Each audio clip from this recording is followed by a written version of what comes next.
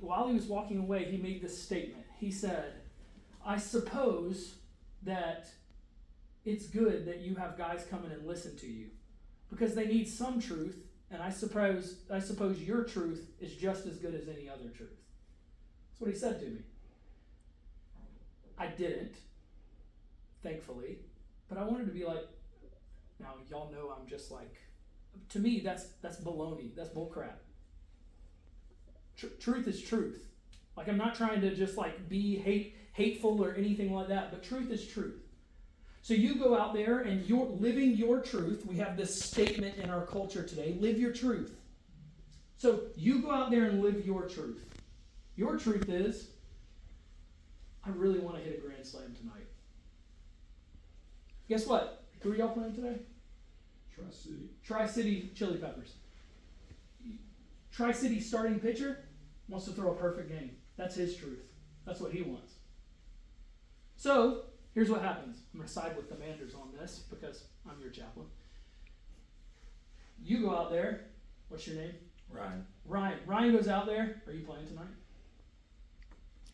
I'm willing it into it. It's okay. Ryan goes out there. Ryan hits a grand slam. Ryan says, "What's up? I live my truth." Did it. What happens? This is what our society does today. This is what our world does. What happens when the pitcher goes, at the end of the game, goes, I pitched a perfect game, lived my truth. We all know that's baloney. That's not true.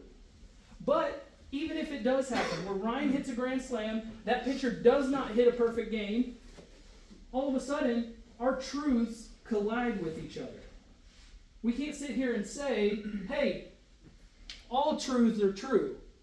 No. Some truths are false. They're not truths at all. So, when a guy says to me, hey, I suppose they're going to go and listen to something, might as well be your truth if it's going to be a truth. No. I'm sitting here and telling you something that aren't my words. Something that's not me. Something that, were it not for Jesus wedging himself into my life, I would still be saying, just serve me, serve self, do whatever makes Corey feel good. Jesus said that's not truth. Here's the two places I'm going to look at in Scripture today, and you're going to see, I'm going to connect everything that I've talked about to this point. First, Luke chapter 8. In Luke chapter 8, here's what's happening. The disciples, those who Jesus has spent a bunch of time with, they're on a boat, and storm comes. They go to Jesus, who is sleeping. Y'all know this story? Yeah? They go to Jesus, who is sleeping in the midst of a storm that not is just a bad storm. If you've ever been on a boat during a storm, you know that the boat gets rocking. It's not calm. They literally come to Jesus and they say, we are perishing. Help. So, I'm going to jump into this. Luke 8, starting in verse 22. One day he got into a boat with his disciples and he said to them, let us go across to the other side of the lake. So they set out, and as they sailed, he fell asleep. And a windstorm came on the lake, and they were filling with water and were in danger. And they went and woke him, saying, Master, Master, we are perishing. Not, hey, if things don't change, we are going to perish. No, it's an active state. We are perishing. And he awoke and rebuked the wind.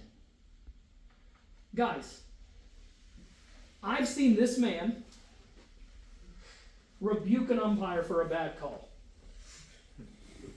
He has done it. Self-admittedly, he will say he's done it. You may come out there today and you may rebuke the heat and humidity and say, go away. Guess what that heat and humidity is going to do? It's staying. It's not going anywhere. You're in North Carolina. Welcome. Jesus rebukes the wind and the raging waves. You know what the next words are? And they ceased. They stopped. And there was a calm. He said to them, so this is what's happened. I just want to make sure we're understanding the scene well. Because it's astounding. It's really terrifying once you realize who